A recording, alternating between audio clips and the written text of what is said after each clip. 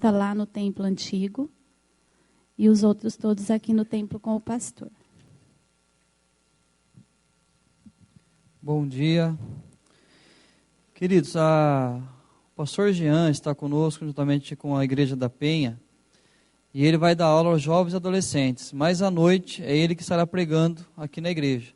Então, como eles estenderam gostaram da comida, aí pediram para estender até a noite, então à noite ele estará pregando aqui na igreja. E também estará conosco hoje à noite a Socorro Teles. Vocês conhecem bem a Socorro Teles, estará também conosco hoje à noite. Então, o pastor Jean Francesco, chique, né? Jean Francesco, eu sou Alexandre José. Eu acho que está no mesmo nível. Dá um abraço para minha mãe que deve estar assistindo. E à noite, então, nós teremos um culto de ceia. Então, hoje, teremos um culto preenchido. E teremos também a família Síria, que mora aqui em Araraquara já há 1 ano e meio, que tem frequentado a IPI, são membros lá na IPI, e eles vêm falar um pouco da experiência deles nesse ano de acolhimento, que a igreja fez uma parceria para essa família de refugiados que veio para o Brasil, e nós estamos nesse desafio também aqui na igreja, de acolhermos uma família de refugiados durante 1 ano aqui na nossa cidade. Então nós temos o compromisso de trazê-los para cá, durante 1 ano nós procurarmos caminhar com eles, até que eles se estabilizem na cidade, e assim nós podemos então, como instrumento nas mãos de Deus, participar desse movimento que tem acontecido aí no mundo todo. Então, se você deseja participar disso, dando um pouco do seu tempo, dos seus talentos, você que fala inglês e tem facilidade com línguas, também ajudá-los a aprender o português, e também entendendo que eles vêm de igrejas de lá. Então, a Missão Mais, que é o Ministério de Apoio à Igreja Sofredora, eles trazem essa família para o Brasil, tendo uma parceria, é mais uma família que eles trazem, fica durante 1 mês com eles lá no centro que eles têm lá em Vitória, eles vão preparando, passando as instruções, adaptando eles à cultura, e depois de 1 mês, eles vêm para a igreja que fez a parceria. Então, nós precisamos de pessoas que ajudem com o seu tempo, com seus talentos, ajuda financeira também é importante. Então, à noite nós vamos ter um tempo especial para isso, para que você dê o seu nome desejando participar. O Jorge tem estado à frente, ele e o Saulo, então à noite eles estarão também recebendo as inscrições, tá certo? E ontem nós tivemos a inauguração da 4ª Igreja Presbiteriana em Araraquara. Culto abençoado, um lanchinho mais abençoado depois ainda. Mas foi muito bom ontem. Agora nós não temos mais a congregação ID. Aqui era a congregação ID, se transformou na 4ª Igreja Presbiteriana na cidade de Araraquara.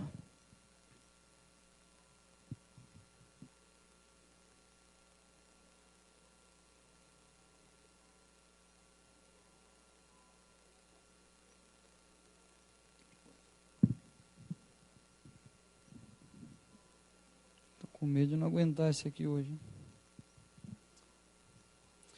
Queridos, hoje nós iremos encerrar a nossa série de estudos aí na carta aos Colossenses.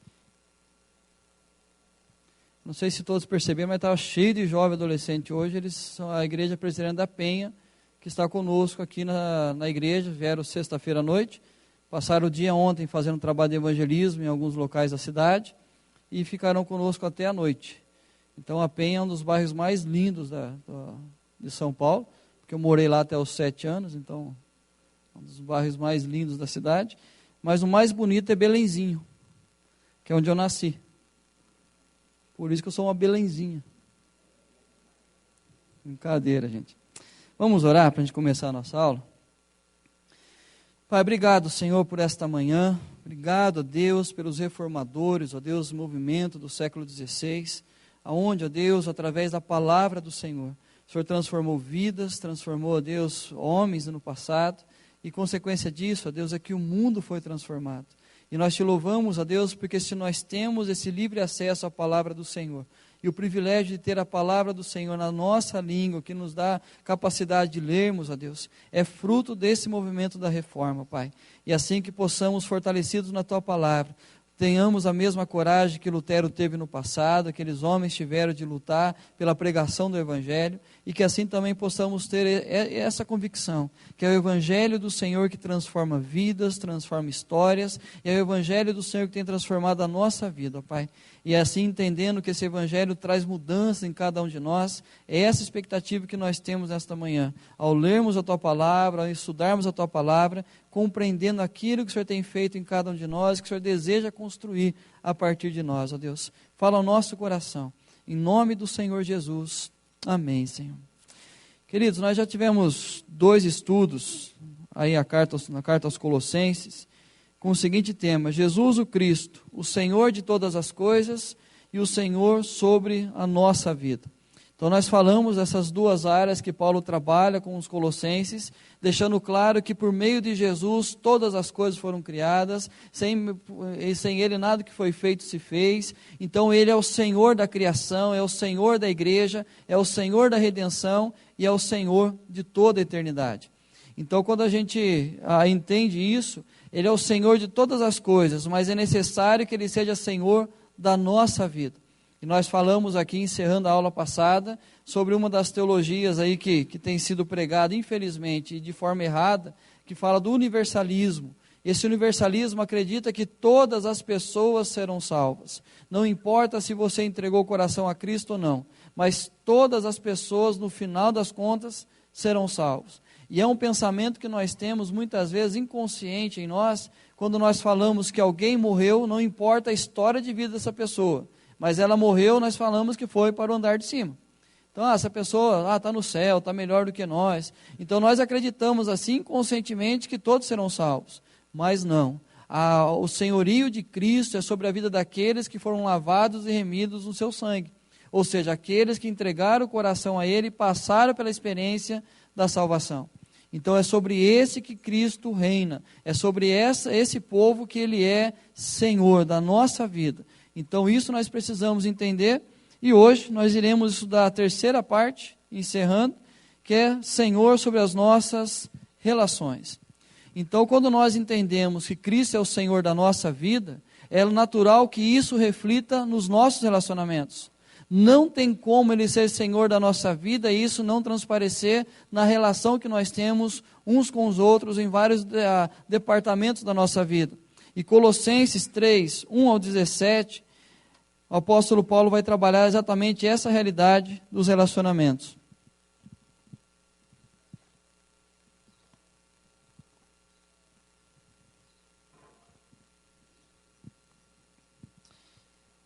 Portanto, se fostes ressuscitados juntamente com Cristo, buscai as coisas lá do alto, onde Cristo vive, assentado à direita de Deus. Pensai nas coisas lá do alto, não nas que são aqui da terra, porque morrestes e a vossa vida está oculta juntamente com Cristo em Deus. Quando Cristo, que é a nossa vida, se manifestar, então vós também sereis manifestados com Ele em glória. Fazei, pois, morrer a vossa natureza terrena, prostituição, impureza, paixão lasciva, desejo maligno e avareza, que é idolatria. Por estas coisas é que vem a ira de Deus sobre os filhos da desobediência. Ora, nessas mesmas coisas andastes vós também noutro tempo, quando vivíeis nelas. Agora, porém, despojai-vos igualmente de tudo isto: ira, indignação, maldade, maledicência, linguagem obscena do vosso falar. Não mintais uns aos outros, uma vez que vos despistes do velho homem com os seus feitos, e vos revestistes do novo homem que se refaz para o pleno conhecimento, segundo a imagem daquele que o criou, no qual não pode haver grego nem judeu, circuncisão nem incircuncisão, bárbaro, cita, escravo, livre, porém Cristo é tudo em todos. Revesti-vos, pois, como eleitos de Deus, santos e amados, de ternos afetos de misericórdia, de bondade, de humildade, de mansidão, de longanimidade. Suportai-vos uns aos outros, perdoai-vos mutuamente, caso alguém tenha motivo de queixa contra outrem. Assim como o Senhor vos perdoou, assim também perdoai vós. Acima de tudo isto, porém, esteja o amor, que é o vínculo da perfeição. Seja a paz de Cristo o árbitro em vosso coração, a qual também fosse chamados em um só corpo, e sede agradecidos. Habite ricamente em vós a palavra de Cristo, instruí-vos e aconselhai-vos mutuamente em toda a sabedoria, louvando a Deus com salmos e hinos e cânticos espirituais, com gratidão em vosso coração. E tudo o que fizerdes, seja em palavra, seja em ação, fazei-o em nome do Senhor Jesus, dando por ele graças a Deus Pai. Então o apóstolo Paulo trabalha agora a questão de como que aquilo que Cristo fez reflete diretamente na nossa vida prática. Então o tempo todo ele vem trabalhando aquilo que Cristo fez na cruz, como ele se tornou Senhor sobre todas as coisas, e assim então a partir disso, Senhor da nossa vida e agora Senhor dos nossos relacionamentos. Uma das áreas que nós falamos aqui é sobre como nós fomos criados à imagem e semelhança de Deus. Adão era a imagem e semelhança de Deus. E o que era ser a imagem e semelhança de Deus? Não é questão física, mas era exatamente os atributos que Deus tinha, que passou esses atributos ao ser humano. E era dividido em duas partes. A imagem e semelhança de forma restrita era o verdadeiro conhecimento, santidade e retidão. Aonde nós tínhamos então em Adão um verdadeiro conhecimento de Deus, nós éramos retos por natureza e nós tínhamos a santidade em nós. Era por isso que tínhamos a presença de Deus e falávamos com Deus. E também de forma abrangente, seres espirituais, morais, racionais e imortais, assim como Deus é. Aí aconteceu algo no meio do caminho. Portanto, assim como por um só homem entrou o pecado no mundo, e pelo pecado a morte, assim também a morte passou a todos os homens, porque todos pecaram. Adão era o nosso representante junto a Deus. Assim, então, que houve o pecado, houve a desobediência, a partir dele toda a humanidade colhe o fruto do seu pecado. E a consequência disso, a nossa confissão de fé diz assim: por este pecado, eles decaíram da sua retidão original e da comunhão com Deus, e assim se tornaram mortos em pecado e inteiramente corrompidos em todas as suas faculdades e partes do corpo e da alma. Então a nossa confissão de fé explica exatamente essa realidade da imagem e semelhança de Deus que nós tínhamos em Adão, mas por consequência da queda, perdemos a retidão original, ou chamada justiça original. E todas as áreas da nossa vida foram afetadas em relação ao pecado. O que ele quer dizer isso? Perda da imagem e semelhança de Deus. Nós fomos criados à imagem e semelhança de Deus, mas com o pecado nós perdemos a imagem e semelhança de Deus em nós. De qual forma? A restrita nós perdemos totalmente. O verdadeiro conhecimento, santidade e retidão nós não temos mais em nós. Ou seja, a partir do pecado nós perdemos essa imagem e semelhança de Deus.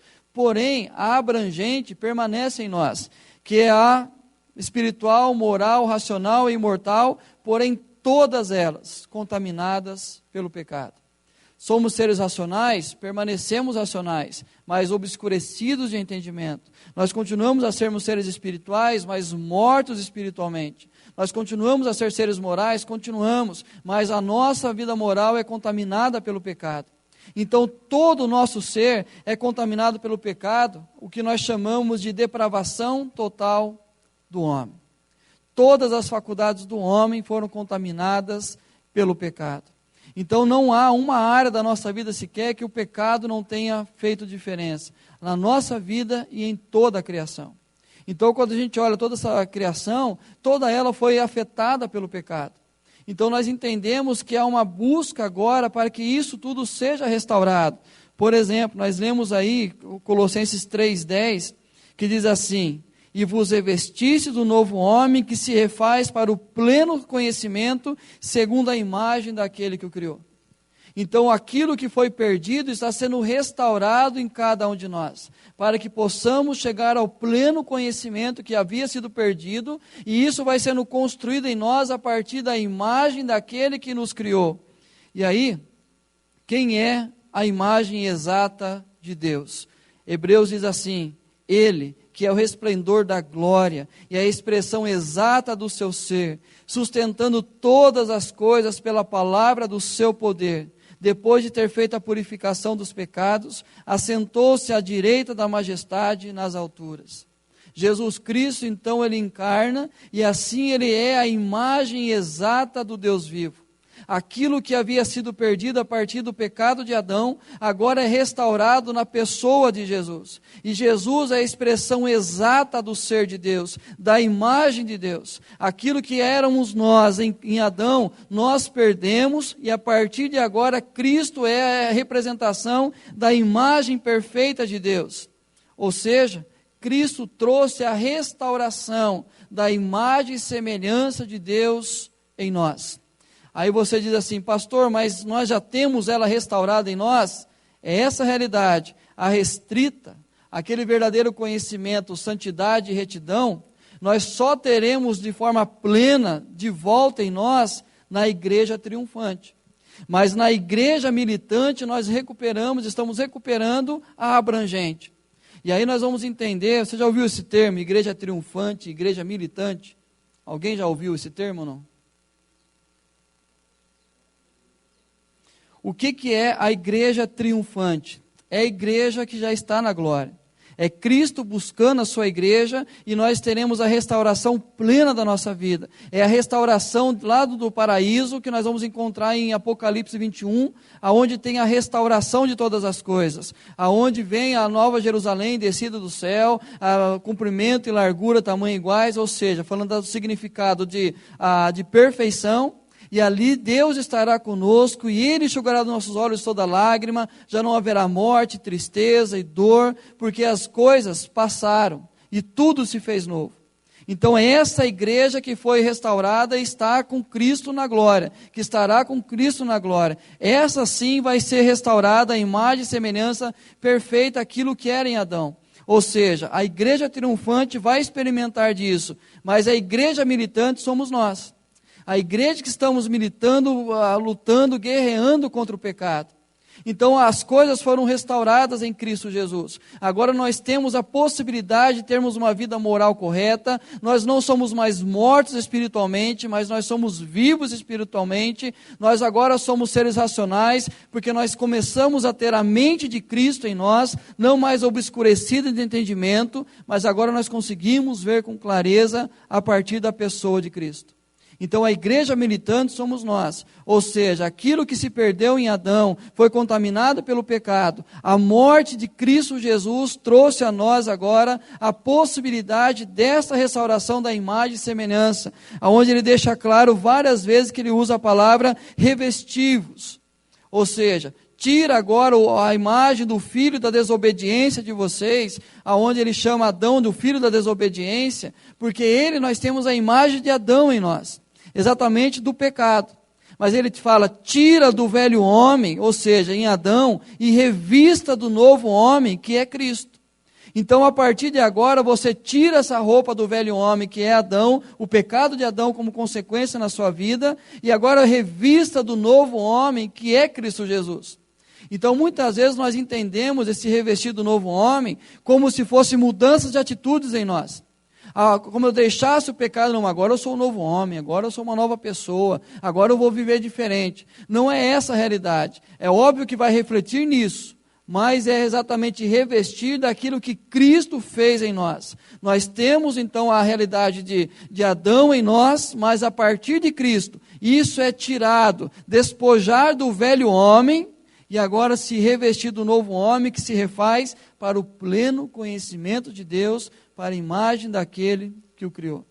Então nós estamos nesse processo de reconstrução, e aí então nós temos a necessidade de lutarmos contra o pecado. Lutarmos contra uma vida imoral, porque agora nós temos em nós restaurados a imagem e semelhança. E é essa questão que Paulo quer trabalhar com eles. A humanidade redimida em Jesus. Uma vez que vos despistes do velho homem com seus feitos, e vos revestistes do novo homem que se refaz para o pleno conhecimento segundo a imagem daquele que o criou. Então, o que Paulo quer tratar na carta, especificamente a partir de agora, do que Cristo fez por nós, é exatamente esse se refazer e sermos a humanidade redimida. Ou seja, a igreja de Cristo é a humanidade redimida, aqueles que foram lavados e remidos pelo sangue de Cristo, eles têm nele a restauração da imagem e semelhança. Então é natural que você e eu, como igreja, precisamos e somos cobrados pelo mundo, cobrados pela família, cobrados pela sociedade, que nós temos sim que vivermos de forma diferente. Por quê? Porque quando o mundo olha para a igreja, olha para nós, eles devem encontrar em nós a humanidade redimida. É o povo remido de Cristo Jesus, é o povo de propriedade exclusiva de Deus, é o povo que não vive mais no pecado, e isso reflete na sua história. Então, a partir desse momento que nós fomos lavados em Cristo Jesus, remidos através do que Ele fez por nós na cruz, nós temos que entender que nós somos a humanidade redimida. Então, nós não mais podemos viver como vive o gentio. Nós não podemos mais andar como andam aqueles que não conhecem a Cristo, que andam na vaidade dos seus próprios pensamentos, obscurecidos de entendimento, alheios à vontade de Deus. Mas pela graça nós somos salvos, e as obras que Deus já preparou para que de antemão andássemos nelas, nós devemos andar. Então é natural, queridos, que a partir de Cristo, você e eu, nós somos uma humanidade redimida. E o que é a humanidade redimida? É aquele que se refaz para o pleno conhecimento de Deus, segundo a imagem daquele que o criou. Qual que é a expectativa de Deus em nós? É que em cada um de nós seja construída a imagem de Cristo Jesus. É o que Paulo fala aos de Éfeso, que busquemos a estatura do varão perfeito, que é Cristo. Então a igreja militante está buscando essa realidade, de sermos cada vez mais parecidos com Cristo Jesus, cada vez mais refletirmos a imagem de Deus restaurada em cada um de nós. E como que isso vai acontecer? Ele vai afirmar 3 coisas. Ora, como recebestes a Cristo Jesus, o Senhor, assim andai nele. Se morresses com Cristo para os rudimentos do mundo, portanto, se fosses ressuscitados juntamente com Cristo, buscai as coisas lá do alto e pensai nas coisas lá do alto. Tem uma frase que diz assim: aquele que vive com a cabeça no céu não tem valor nenhum aqui na terra. O que quer dizer essa frase? Porque muitas vezes nós falamos buscar as coisas lá do céu, como se o mundo aqui ao nosso redor não tivesse valor nenhum, importância nenhuma, e a minha vida de intimidade, de espiritualidade é na minha relação com Deus. E não importa o que eu faço na minha vida particular, não importa o que eu faço na minha vida profissional, não importa como eu enfrento a outra realidade da vida, o importante é que eu estou buscando as coisas lá do alto. Aí eu venho aqui para a igreja e começo a cantar louvores, eu choro no louvor, acaba o sermão, vem, abraço o pastor, que linda mensagem, pastor, eu buscar as coisas lá do alto mesmo, é isso. Não é viver lá no céu. Mas o que Paulo está dizendo é que nós sempre fazemos num aconselhamento, numa conversa, por exemplo. Quando você conversa com alguém e você quer dar a última palavra para essa pessoa, você termina de conversar e fala, ó, pensa com carinho o que eu falei para você. Pensa com carinho, considera o que eu falei para você, o que você está querendo que essa pessoa faça? Viva essa realidade, entenda que esse é o melhor caminho para você. Então quando Paulo ele vai começar no capítulo 3, após afirmar tudo aquilo que Cristo fez por nós, no capítulo 3 ele vai falar, buscai as coisas lá do alto, pensai nas coisas lá do alto. Por que ele está dizendo isso? Que naquela igreja nós falamos aqui do gnosticismo, que eles achavam que eles precisavam mortificar a carne. E achavam que mortificando a carne, eles buscariam uma paz espiritual, com o mundo espiritual. E a partir disso, eles entendiam que eles tinham que guardar dias de festas, eles tinham que se abster de alguns alimentos, eles precisavam cultuar a anjos. O que Paulo está dizendo? Faça o seguinte, não fique vivendo a natureza terrena de vocês. Não fiquem acreditando que vocês poderão ser salvos a partir da atitude de vocês. Não achem que a partir do que vocês fazem, Deus vai construir uma realidade em vocês. Mas comece a pensar naquilo que Cristo fez por vocês. Aquilo que Cristo realizou, aquilo que Cristo reconquistou a vocês. Já que Ele está restaurando a imagem e semelhança, comece a partir disso pensar a sua vida. Comece a refletir a sua vida a partir daquilo que Cristo fez por você. A partir disso eu vou entender, eu sou uma nova criatura. Eu fui lavado e remido pelo sangue de Cristo Jesus. Está em mim sendo restaurada a imagem e semelhança de Deus. Com isso Paulo define, a matéria não é má, mas pode ser um instrumento para o mal. Aí então a nossa matéria não é má, mas ela pode ser um instrumento de Deus, um instrumento do homem para praticar o mal. Mas ela pode ser um instrumento de Deus para praticar o bem. E a partir disso, a restauração de Deus em nós, começamos a ter novas atitudes. Isso vai refletir diretamente na nossa prática diária. Fazei, pois, morrer a vossa natureza terrena. Qual é essa natureza terrena? A herdada de Adão. A natureza herdada de Adão é a chamada natureza terrena. Cristo Jesus é a natureza divina, que é exatamente a imagem exata de Deus. E como isso reflete? Em duas áreas mais difíceis de controlarmos. Como é difícil controlar essa nova realidade, fazer morrer essa nova realidade em nós, quanto ao nosso corpo e quanto à nossa língua. Por exemplo, nosso corpo, prostituição, impureza, paixão lascívia, desejo maligno e a avareza, que é idolatria. Então, Paulo vai trabalhar de uma forma muito didática aqui. Ele coloca 5 realidades do descontrole do corpo. Então, ele fala assim, nisso vocês viviam no outro tempo, quando vocês também eram filhos da desobediência. O que é filhos da desobediência? É filhos, ou seja, aquilo que nós herdamos da desobediência de Adão. Vocês viviam nessa realidade, vocês praticavam essas realidades, vocês praticavam a prostituição, a impureza, a paixão lascívia, o desejo maligno e a avareza.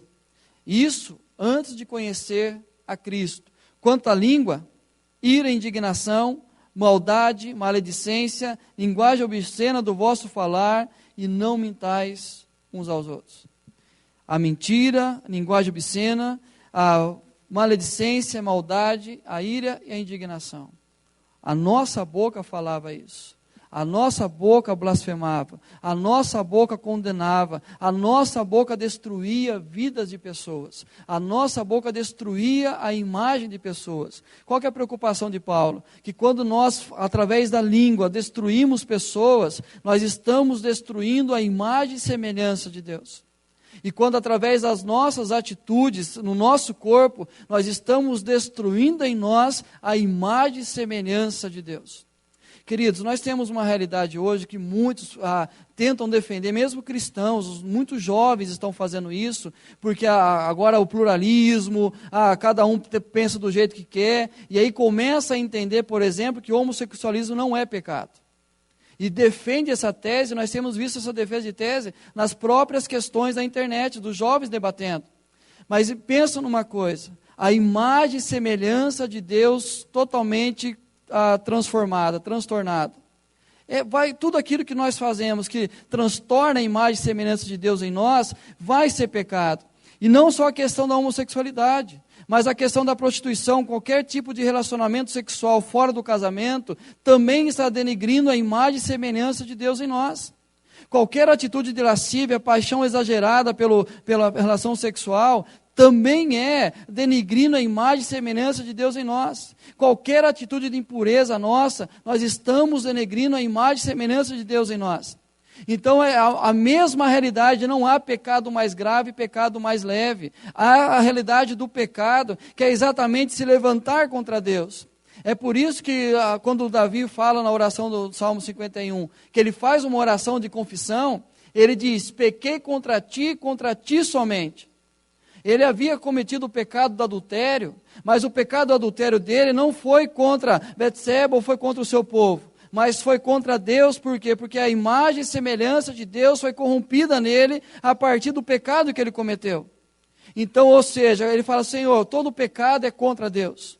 Por quê? Porque nós estamos contaminando a imagem e semelhança de Deus em nós. Quando nós pegamos, por exemplo, quando chegam para Jesus e perguntam, Senhor, nós precisamos pagar tributo a César? Qual que é a pergunta que Jesus faz? Vocês lembram? Qual é a imagem que tem na moeda? É a que Jesus fala. Qual que é a imagem que está na moeda? O que eles respondem? É César. Então dai a César o que é de César e a Deus o que é de Deus. Ou seja, o tributo tem a imagem e semelhança de César, dá a ele. Mas vocês são imagem e semelhança de Deus, isso entrega para Deus. O mais importante é entregar a nossa vida para Deus, para que seja restaurado isso em nós. E queridos, quando nós falamos dessa realidade de todas essas áreas de pecado que nós falamos aqui, tudo isso, prostituição, impureza, paixão lasciva, desejo maligno, avareza e as demais da língua, e aí muitas vezes nós omitimos falar isso com pessoas, achando que nós estamos amando essas pessoas. Mas quando nós entendemos que Cristo é a eternidade para as pessoas, e é isso que Deus vai fazer na vida delas, aí sim nós estamos amando verdadeiramente essas pessoas. Então omitir a verdade delas não está demonstrando amor.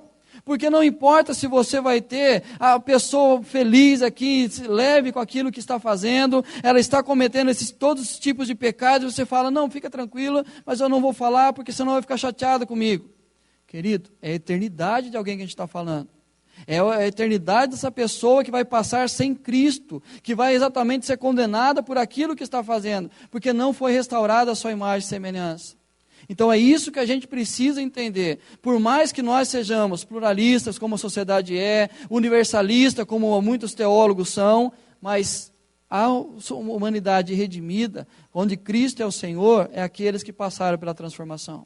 Nós temos essa realidade do pecado em nós. Nós temos os desejos sexuais, nós temos o desejo do maligno, nós temos muitas vezes a avareza, nós temos a ira, a indignação, a maldade, a maledicência, nós falamos linguagens obscenas, nós mentimos uns aos outros, mas essa é a nossa natureza terrena. E Paulo fala, fazei morrer a vossa natureza terrena, porque a partir de tudo isso, ele vai afetar outras áreas da nossa vida. Revesti-vos, pois, como eleitos de Deus, santos e amados. Esse é o caráter distintivo da vida cristã. É isso que vai nos distinguir de todos os outros. Ternos afetos. Colocar o coração em tudo aquilo que nós estamos fazendo. Ele fala, ternos afetos de misericórdia, de bondade, de humildade, de mansidão e de longanimidade. Mais uma vez, 5 áreas da nossa vida. Que todos nós temos que colocar o nosso coração. Misericórdia é sentir a dor do outro, a miséria do coração do outro. Bondade é você agir como Cristo agiu. Humildade, o que é humildade, queridos? É interessante quando Paulo utiliza a humildade, que nós temos uma certa forma, humildade na nossa mente, sim. Pessoa simples, muitas vezes nós temos inconsciente achando que uma pessoa humildezinha, pessoa pobre. Mas o que ele está dizendo aqui, a questão de humilde, é exatamente entender a posição que nós estamos, o que Cristo fez por nós. Então, humildade nesse contexto é, eu sou a imagem e semelhança de Deus restaurada agora a partir de Cristo Jesus. A humildade é reconhecer o que Deus fez em nós. Então não é o fato de, eu vejo pessoas falando, você é muito orgulhoso, você fala assim, é o meu Deus. Por quê? Porque foi restaurada, a imagem dele na minha vida está sendo restaurada. Então a gente precisa entender a mansidão e a longanimidade. Longanimidade nada mais é que quando acabar a sua paciência, começa a longanimidade. Quando a paciência acabar, é a hora que nós começamos a exercitar a longanimidade. E aí, refletindo nos nossos relacionamentos. Esse senhorio de Cristo vai refletir diretamente nos nossos relacionamentos. Tudo aquilo que nós falamos agora aqui, na questão do pecado, da língua, o pecado do corpo, tudo isso afeta diretamente os nossos relacionamentos. Basta uma mentira, corrompe os relacionamentos. Basta uma maledicência, você corrompe os relacionamentos. Basta um ato de prostituição, ou seja, um sexo fora da realidade do casamento, você vai afetar a realidade da sua vida. Então, ou seja, os relacionamentos serão conturbados. Então, Paulo fala, fazei morrer essa natureza terrena de vocês, para que vocês construam relacionamentos saudáveis. A motivação? Amor e paz. Amor como vínculo da perfeição e a paz com Cristo e com os irmãos. Essa é a nossa motivação, o amor. Então, vou agir desta forma porque fui amado e vou amar as pessoas. E aí o vínculo, a questão da paz, que nós temos que ter uns com os outros. Então, todas as vezes que nós praticamos aqueles pecados, a paz uns com os outros é destruída. E nós temos experiências na vida assim. Quando nós tivemos atitudes como essa, como foi afetado os nossos relacionamentos, como foi afetada a nossa comunhão uns com os outros, como nós perdemos amigos ao longo da história por uma mentira, por uma maledicência, por uma palavra errada que nós falamos, uma palavra maldita que dissemos, e aí ou pessoas fizeram isso conosco, e como isso afetou os nossos relacionamentos. E aí Paulo vai dizer, habita em vós a palavra de Cristo, em 4 áreas: a relação com os irmãos da fé, a relação familiar, a relação profissional e a relação missional. Eu só quero voltar um pouquinho atrás. Lembre-se de uma coisa, queridos: pecado só é tratado na relação homem e Deus. Relação psicologia, relação filosofia, relação aos pensamentos do mundo hoje, não se fala de pecado. Pecado só existe na relação nossa com Deus. Agora o que nós precisamos interpretar a vida é a partir da nossa relação com Deus. Não a relação que a sociedade tem feita em relação à própria sociedade. Mas é a nossa relação com Deus. É o único lugar que se fala de pecado. Por exemplo, você não vai conversar com um psicólogo, um psiquiatra, e ele vai olhar para você e falar assim, isso é pecado, querido. Ele não vai. Então, eu citei aqui semana passada aquela mulher que vai no Altas Horas e fala sobre sexualidade com jovens e fala claramente que eles podem ter relação sexual. Ela não vai falar que é pecado, porque ela é uma terapeuta sexual, ela não trabalha a relação homem e Deus, ela não vai tratar como pecado. Então, os seus amigos que não têm temor a Deus vai falar em outras realidades, por quê? Porque não vão considerar pecado, porque pecado é apenas a relação nossa com Deus. Outras relações não vai se trabalhar do pecado. Outras linhas de pensamento não se trabalha a questão pecado. Então a gente precisa entender isso. E aí, nós fomos criados para andarmos com Deus. E não importa se nós estamos vivendo bem, estamos alegres, sorrindo, se não tivermos bem com Deus, que é o propósito da nossa existência, nós não estaremos vivendo a forma que Deus quer que a gente viva e aquilo pelo qual nós fomos criados. Eu sempre dou o exemplo de um lindo peixinho. Você pega um jardim mais lindo, mais verde, as belas flores, um jardim arejado, muito bonito, e você pega um lindo peixinho e o coloca naquele belo jardim, na grama deitado. O que vai acontecer com esse peixe? Mas é lindo o jardim. É tão bonito as flores, o cheiro delas, é tão arejado. Por que o peixe morre? Fora do ambiente dele. E aí, Provérbios 14:12 fala que há caminhos que ao homem parece direito, mas ao seu cabo são caminhos de morte, e até na alegria chora o coração, e o fim da alegria é tristeza. É essa a realidade de vermos fora desse ambiente da presença de Deus. E é isso que nós temos que entender, que todo ser humano que está fora disso, pode aparentar estar no melhor jardim, mas o coração dele ainda não encontrou a resposta da sua vida. E a relação com os irmãos, Paulo fala no versículo 16 e 17 do texto que nós lemos, de Colossenses 3. Versículo 16 e 17. Habite ricamente em vós a palavra de Cristo, instruí-vos e aconselhai-vos mutuamente, em toda a sabedoria, louvando a Deus com salmos e hinos e cânticos espirituais, com gratidão em vosso coração. E tudo o que fizerdes, seja em palavra, seja em ação, fazei em nome do Senhor Jesus, dando por ele graças a Deus Pai. Paulo trabalha nesse versículo 16 e 17 a nossa relação daqueles que estão em Cristo, a nossa relação com os demais que estão em Cristo. Então o que Paulo vai tratar agora é como a igreja se relaciona, como nós, como humanidade redimida, como nós, como o povo de Deus, corpo de Cristo, povo de propriedade exclusiva de Deus, como você e eu devemos nos comportar. E ele fala de 3 áreas. Primeiro, a unidade na edificação, a unidade na adoração e a unidade no serviço. Paulo vai trabalhar a questão da unidade. Nós, como igreja, precisamos andar em unidade a partir daquilo que Cristo fez por nós. E a primeira questão, a unidade na edificação. Nós somos edificados através da palavra de Deus. Habite em vós ricamente a palavra de Deus, instruí-vos e aconselhai-vos mutuamente. Então o papel da igreja é sermos edificados nesse contexto igreja. É nesse espaço que nós somos edificados pela palavra de Deus. É ela que vai nos dar a unidade. todos nós cresceremos, é o que fala em Efésios 4, para que todos nós cheguemos à unidade da fé, ao pleno conhecimento do Filho de Deus, à estatura do varão perfeito que é Cristo.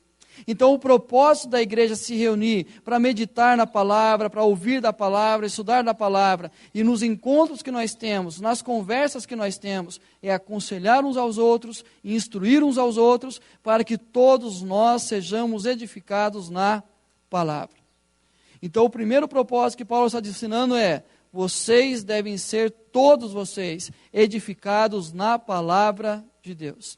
Então, quando a igreja se reúne, o propósito maior dela é o estudo da palavra. O Melo introduziu aqui, muito bem introduzido, a questão da reforma. E resumindo, o que é a reforma? É exatamente a palavra de Deus na mão do povo. Por quê? Século XII, proibida a leitura da palavra de Deus por todo leigo. Somente o alto clero poderia ter acesso à palavra. Mas os demais não tinham acesso à palavra de Deus. Eram proibidos a leitura da palavra. Então, como nós iríamos conhecer de Deus ou questionar as teologias pregadas na época, se nós não conhecíamos da palavra de Deus? Então, qual foi o propósito de Lutero? A primeira atitude dele, depois de colar as teses lá, foi traduzir a Bíblia do latim para o alemão, para que tivesse na língua do povo. E se você hoje tem a palavra de Deus em português nas suas mãos e várias línguas no mundo, por quê? Porque isso foi uma conquista da reforma. Se nós temos acesso à palavra, é exatamente isso que a reforma trouxe. A palavra de Deus na mão do povo. E aí o princípio dela, a palavra de Deus se interpreta por ela mesma. Não é pela tradição, não é pelas filosofias, pelos pluralismos da vida, mas é pela própria palavra de Deus. Então a necessidade dessa unidade da igreja é exatamente a edificação na palavra. E por isso que a reforma trouxe somente a Escritura. Somente por ela nós podemos conhecer a Deus, somente por ela nós somos edificados por Deus, somente por ela nós somos instruídos e podemos ter o crescimento. E por isso que a palavra de Deus numa igreja reformada é o centro do culto. Você sempre vai ver a palavra de Deus como o centro do culto. Nada pode substituir a palavra de Deus. Não adianta ter um culto aqui festivo, com 50 músicas, 30 apresentações, ter um monte de coisa e não ter a pregação da palavra. Não importa se temos pequenos grupos para conversar, debater a vida, falar, tem que ter pregação da palavra. É exatamente por isso que o púlpito ocupa o centro da igreja e a parte alta. Mas é para enxergar melhor o pastor. Não, a preocupação era exatamente colocar como o centro do culto. A palavra de Deus é o centro do culto. Por isso que o tempo maior no culto deve ser dedicado à pregação da palavra. E tem pessoas vindo para a nossa igreja, procurando igrejas protestantes, igrejas reformadas, igrejas históricas, porque estão sentindo falta da palavra. Por quê? Porque tem sido cantado vários hinos, várias coisas, feito várias curas, vários milagres, pregado prosperidade, mas a palavra de Deus não tem sido pregada. E aí a nossa ênfase é sermos edificados na palavra. Então, a essa unidade é aconselhar mutuamente, é instruir mutuamente, é um fortalecer o outro na palavra. A unidade na adoração, que é exatamente a questão hinos, cânticos espirituais, louvando através dos salmos, ou seja, o momento que a igreja se reúne para adoração. Domingo passado eu preguei aqui o Salmo 117, onde dizia que era um convite às demais nações para adorar a Deus. As demais nações eram convidadas por Israel para louvar esse Deus. E eu falei o que acontece quando a igreja sai para louvar, quando a igreja sai para se encontrar na unidade e adorar. Através da adoração da igreja, pelo menos 3 coisas são condenadas. É confrontada, primeiro, a idolatria, porque qualquer tipo de celebração e adoração a outros deuses é condenada quando a igreja se reúne para adorar um só Deus. A indiferença é confrontada. Por mais que você encontre pelo caminho um ateu, ao vê-lo que você está entrando na igreja, ele vai olhar e falar assim, tem alguém que acredita nesse Deus. A indiferença dele é confrontada. Ou seja, quando o povo se reúne em adoração a Deus, é essa unidade na adoração, toda a idolatria é condenada, toda a indiferença é confrontada, e a igreja então tem essa importância da adoração. Então muitas vezes nós perdemos o privilégio de sermos igreja nessa unidade, E aí então o mundo deixa de ser alcançado, pessoas deixam de ser transformadas, e a idolatria continua, a indiferença continua, as pessoas continuam com a incredulidade, mas nós temos que continuar adorando a Deus. E queridos, adorar a Deus é toda a parte do culto, e Paulo especifica numa parte agora que é a área do louvor. E como é difícil, a nossa igreja é uma igreja musical, a nossa igreja tem vários grupos de música, mas na hora do louvor, muitas vezes parece apenas uma apresentação do grupo. E nós não entendemos que todos nós devemos louvar a Deus. Todos nós somos convocados a adorar através do louvor. Ontem eu falei, Rebeca, faz um elogio para sua mãe. Ela olhou assim, o que é elogio, pai? Aí eu fui explicar para ela o que era elogio. É exatamente isso que nós fazemos no louvor. A palavra louvor literalmente significa elogio. É você elogiar os feitos de Deus. É você lembrar os grandes feitos de Deus e louvá-lo por isso. Você louva a Deus por aquilo que Ele tem sido, por aquilo que Ele tem feito. Então isso nós fazemos como igreja. Então quando a igreja se reúne através dos cânticos espirituais, dos hinos, dos salmos que eles cantavam na época, é exatamente com esse propósito. A unidade na adoração. E Paulo vai dizer, tudo que fizerdes, seja em palavra, seja em ação, fazei em nome do Senhor Jesus, dando por Ele graças a Deus Pai. Unidade no serviço. Todos nós, no contexto de igreja, devemos servir uns aos outros, assim tendo Cristo como a nossa referência e por meio dele dando graças a Deus. É o serviço, a unidade no serviço. Não são poucos que fazem. Eu sempre digo que igreja não tem arquibancada. E igreja tem apenas o campo. Ninguém fica na arquibancada assistindo a partida, torcendo contra um, favorecendo o outro. Isso não existe no contexto de igreja. Porque todos nós, Paulo vai falar aos de Éfeso, por meio de todos Deus age. E eu já dei vários exemplos aqui como Deus usa cada um de nós. Por exemplo, a gente acha que a nossa vinda na igreja não é tão importante assim.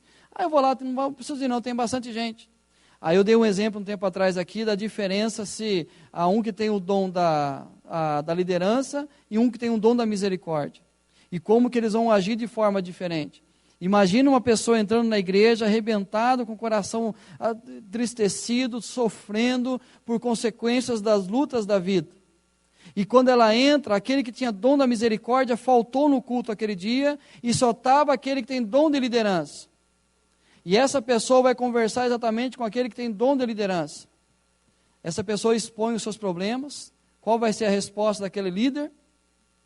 Que isso? Dá a volta por cima. Vamos, levanta a cabeça. Vamos lá, vamos lutar, a vida continua. Aquela pessoa não tem forças para isso. Mas se chega, aquele que tem o dom da misericórdia, e ele dá as mesmas palavras, aquele dom da misericórdia vai acolher, vai abraçar, vai chorar junto, vai orar com ele e falar assim, essa semana eu quero caminhar com você. Essa é a importância, queridos, de nós entendermos que nós precisamos nos envolver cada vez mais com a igreja. E Paulo trabalha em uma área específica da comunhão da igreja, que é a questão do vínculo. O vínculo que traz unidade. Eu sempre tenho falado, domingo passado eu preguei aqui, que tem faltado muita questão de amor na nossa igreja, e eu sei que muitos estão cansados de ouvir isso, e muitas vezes até nos entristece de ouvirmos isso, porque nós somos uma igreja que acolhe. Uma igreja que a pessoa entra aqui, ela é abraçada, as pessoas se aproximam dela, mas o grande problema tem sido os vínculos. Nós não temos mais fortalecido os vínculos. Um exemplo, quando eu cheguei aqui na igreja, uma família me convidava para almoçar na casa dela. Qualquer família. Aí falava, pastor, o que você está fazendo de almoço? Falava, um macarrãozinho lá, caprichado. Pega o macarrão, leva lá em casa, vamos almoçar junto. Quando eu chegava lá, quem estava lá? 10 famílias da igreja. Cada um pegava a sua marmitinha, ia para lá. Qual foi a última vez que você participou de um momento como esse? Que todos se reúnem após o culto, juntando os seus pratos, indo até lá. Queridos, os vínculos, a unidade, o relacionamento próximo, o relacionamento que se estende além do domingo. E aí nós falamos, pastor, mas pessoas vêm à igreja e eu tenho convidado para uma programação do mês. Queridos, é muito mais do que a programação do mês. É muito mais do que convidar a pessoa apenas para um almoço e o resto do mês, o resto do ano, não tem mais compromisso. É caminhar junto. Eu usei uma frase esses dias aí numa rede social, que criar vínculo é muito mais do que um evento, é comer sal juntos. É você comer um saco de sal juntos para você poder criar o vínculo. Pastor, mas como assim comer um saco de sal? Quanto tempo você leva para comer um quilo de sal? Ou seja, você não vai comer uma colherada só. Isso você vai caminhar com a pessoa. A necessidade que nós temos de criar vínculos. É por isso que o conselho está preocupado, o pastor Ezequiel, a liderança toda, e nós começaremos grupos pequenos na igreja, para que nós possamos construir vínculos. Mas tem duas realidades, queridos. Há aquele que acolhe, mas também há aquele que não quer ser acolhido. É aquele que acaba culto, vai embora. Aquele que acabou o culto, o pastor levanta a mão para impetrar a bênção, ele já acha que está mandando embora, né? O pastor faz assim, fala assim, ó, pode sair, vai, agora acabou o culto. E aí é hora de sair. E aí essas pessoas, elas começam a dizer assim, a igreja não me acolhe, a igreja não me ama, eu vou na igreja, ninguém me cumprimenta, ninguém me convida nada para essa igreja, eu estou lá há tanto tempo, ninguém sabe meu nome. Querido, quando você nasceu, o máximo que você conhecia era a voz da sua mãe, e malemar que eu tenho percebido em casa é a voz do irmãozinho, da irmãzinha, e o pai muito de longe. Mas, a partir disso, você começou a construir relacionamentos na sua vida. E o relacionamento mais importante que você precisa construir é com a igreja.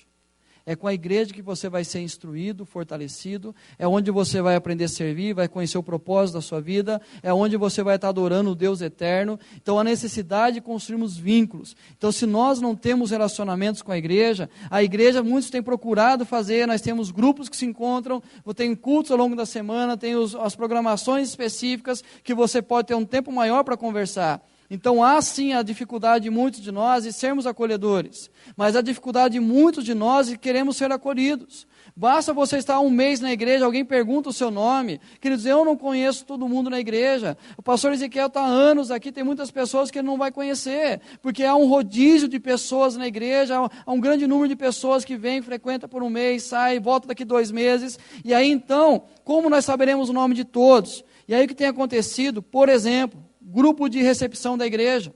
Nós estamos começando a implantar, amanhã tem uma reunião com uma equipe de recepção. Sabe o que mais vai acontecer? Magoar pessoas da igreja. Porque essas pessoas vão chegar na porta e elas não têm obrigação hoje de conhecer todo mundo. E o desafio é, a partir delas, conhecer todo mundo. Mas quando uma pessoa entrar na igreja, ela for abraçar, falou, querido, quanto tempo, como que é seu nome?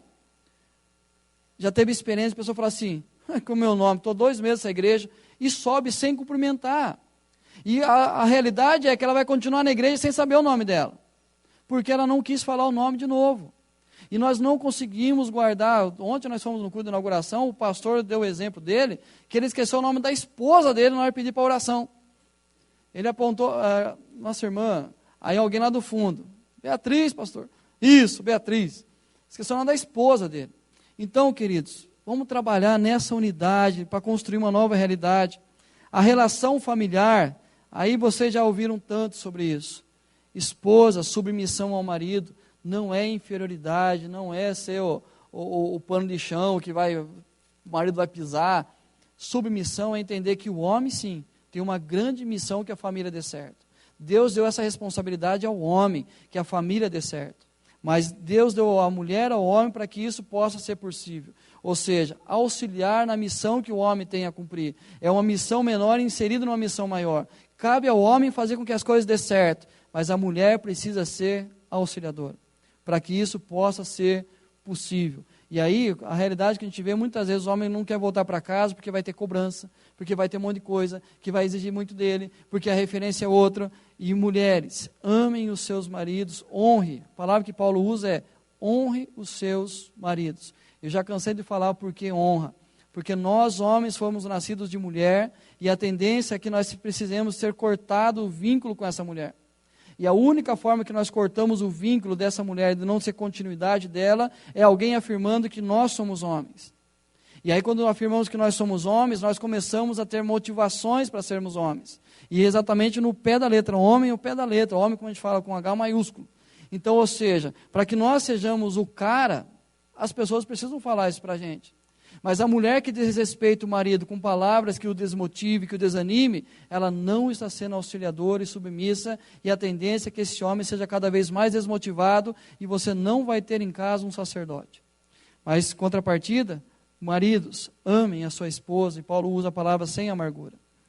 Amar, por que Paulo utiliza isso? Porque a mulher ama naturalmente, mas ela precisa aprender a honrar. O homem, ele honra a mulher naturalmente pelo fato dela ser mulher e ter a figura feminina como a sua mãe. Mas ele precisa aprender a amar a sua esposa. Filhos, obediência aos seus pais, pais motivadores e sábios. Queridos, motive os seus filhos e seja sábio para isso. Porque muitas vezes essa geração hoje está sofrendo muito pela carga que nós colocamos sobre elas. O pastor Lucas, que vai ser o pastor dos jovens ano que vem, ele falou aqui na escola dominical, que nós temos formado os filhos para o mercado de trabalho, e não formado discípulos de Jesus. Porque nossos filhos passam muito mais tempo estudando, fazendo curso, se preparando, para depois ele pensar e ter um tempo de oração. E o máximo do ano que ele vai orar é na véspera do vestibular. Que a gente vai pedir na igreja que ore por ele, a igreja vai estar orando pelos universitários, para que eles vão fazer os vestibulares. Queridos, nós temos que motivar os nossos filhos em todas as áreas, porque amanhã isso vai refletir na prática diária deles. Então a gente precisa formar, é o que eu sempre falo, quando eu falei aqui, quando o médico falou para nós que nós teríamos um menino, que o segundo é um menino, e eu sou muito difícil de chorar, mas nesse dia eu chorei quando ele falou que era um menino. Aí ele falou assim, está emocionado, pai? Eu falei, estou preocupado. Eu falei, por quê? É a mesma coisa, criar um menino, menina é a mesma coisa. Eu falei, não, senhor. Menina, eu vou ensiná-la a temer a Deus e ser uma mulher de oração. Mas um menino, eu vou ter que ensinar ele a ser um sacerdote. O compromisso, estou sem chorar. O compromisso que eu vou ter que ter na vida dele é construir nele Cristo Jesus. Para que lá na frente ele seja um pai de família, ele seja um homem em meio à sociedade, ele seja uma referência. Ou seja, o papel de se criar um homem é a questão do sacerdócio. É óbvio que mulher tem a mesma dificuldade, você está preparando ela para ser uma mulher temente a Deus, que ama a Deus, mas o compromisso do homem na família é muito maior. Isso nós homens precisamos entender. E a realidade da sociedade hoje, em tudo que tem acontecido hoje, é por ausência da figura masculina. Masculina, literalmente, homem, aquele que se posiciona, aquele que toma a frente do lar. Hoje a mulher tem dominado, a mulher tem feito, e aí muitas vezes a gente acha que é a conquista das mulheres e valorizamos muito as mulheres. Parabéns por isso. Mas o que está acontecendo é a omissão dos homens. Isso que é o grande problema. A omissão dos homens tem afetado até mesmo as igrejas históricas. Por exemplo, estão ordenando mulheres presbíteras e mulheres pastoras. Fala, mas por que tal conquistou isso? Não, querida, é porque o homem se omitiu. E esse é o grande problema. E por mais que vocês, mulheres, sejam orgulhosas, que nós somos capazes de fazer tudo, que nós realizamos tudo, no fundo vocês dependem de uma palavra masculina. Eu dei o exemplo aqui várias vezes, por exemplo, a Janaína, hoje eu posso falar mal dela, que ela está aqui. Mas a Janaína liga para mim aqui na igreja, amor, o que eu faço de mistura? Aí eu falo assim, faz um bifinho. Aí ela fala, uma carne moída não é mais rápida? Eu falei, então faz carne moída. Ela, tá bom, obrigado. Ela já fez a carne moída, mas ela precisa de uma palavra de afirmação. Você sai da igreja domingo à noite, você olha para a esposa e fala assim, o que a gente vai comer hoje? Aí ela fala assim, não sei, o que você está querendo? Aí você fala, vamos pegar um lanche. Daí ela fala, eu queria tanto comer uma pizza. Aí você, homem, fala, vamos comer uma pizza. Ela precisa da sua afirmação. E é por isso que a gente fala assim, porque ela precisa. Ou seja, Deus criou dessa maneira, queridos. Deus nos criou dessa forma. E aí, muitas vezes, nós, homens, nos omitimos na hora de tomar uma decisão. Isso aconteceu com Adão.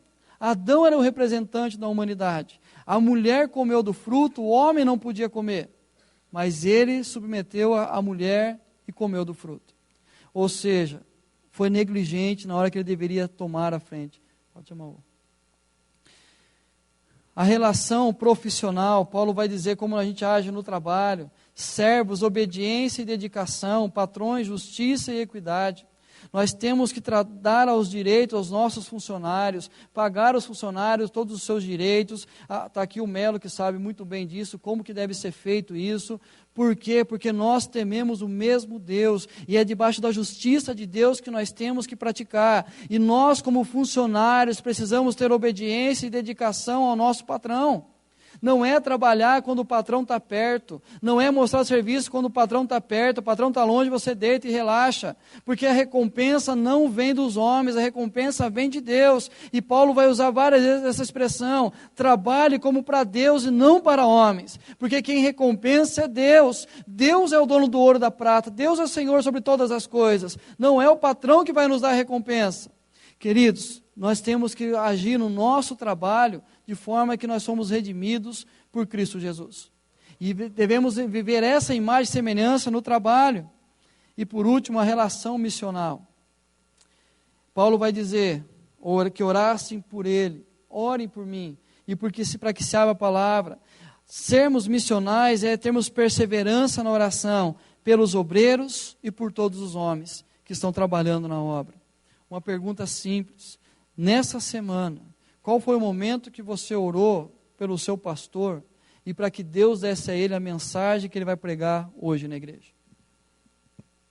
Qual o momento que nós oramos pelos missionários, não por questões familiares deles, não para que Deus dê sustento para eles, mas que Deus use poderosamente a vida deles para que se abra a porta da palavra e ele pregue da maneira que deve ser feito, como Paulo vai falar. Então, orar por aqueles que estão a receber o chamado de fazer missão, de pregar o Evangelho, de sair pelo mundo falando das boas novas e também das más, também, as boas notícias e as más notícias do Evangelho. Então, ou seja, Paulo fala para que aquela igreja se envolvesse na relação da missão, através da oração, mas também através do testemunho. Então a igreja se envolve através da oração, mas também através da prática diária. Portai-vos com sabedoria para com os que estão de fora e aproveitai as oportunidades. E Deus tem dado muitas oportunidades para nós de pregarmos o Evangelho. Uma das coisas mais marcantes do coral que apresentou aqui os adolescentes, não foi a questão da apresentação, mas foi a quantidade de pessoas que estavam na igreja. Isso prova que você e eu podemos convidar pessoas para vir à igreja, que nós podemos falar do amor de Deus para elas, isso comprovou. No sábado, a igreja lotada, no sábado à noite, domingo à noite, a igreja lotada de novo. Por quê? Porque os nossos jovens convidaram pessoas, porque os adultos convidaram pessoas, porque a igreja se mobilizou em falar de Jesus, em falar de uma mensagem do Evangelho e convidar essas pessoas para virem à igreja. Ou seja, Deus nos dá condições, nos nossos relacionamentos missionais, de sermos testemunha do Evangelho, que o Evangelho fez em nós, para que possamos falar a elas com sabedoria, aproveitando as oportunidades que Deus tem nos dado. Faça um desafio essa semana na sua vida. Todas as pessoas que você conversar com elas, assim que as pessoas se retirarem da sua presença, você faça uma reflexão. Qual o momento dessa conversa eu poderia ter falado do Evangelho? Faça essa reflexão.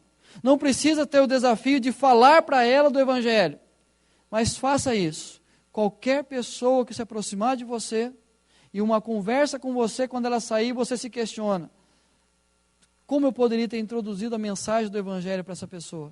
Eu contei aqui um domingo de manhã, 8 horas da manhã, eu fui no supermercado perto de casa, e aí tem uma portinha lateral e a porta estava trancada ainda, tem um porta de vidro trancado ainda, eu fiquei esperando, chegou um rapaz, falou assim: bom dia, eu falei: bom dia. Aí ele falou assim: bom acordar cedo, né? Oh, demais, acordar cedo é gostoso, você aproveita mais o dia e tal. Rapaz, você já acordou de madrugada? Perguntou para mim. Eu falei: tem hora que você dá umas acordadas de madrugada. Rapaz, acordar de madrugada e poder falar com Deus, cara, é a coisa mais gostosa que tem. É um momento que você está com o coração quieto, silêncio, e começou a falar assim.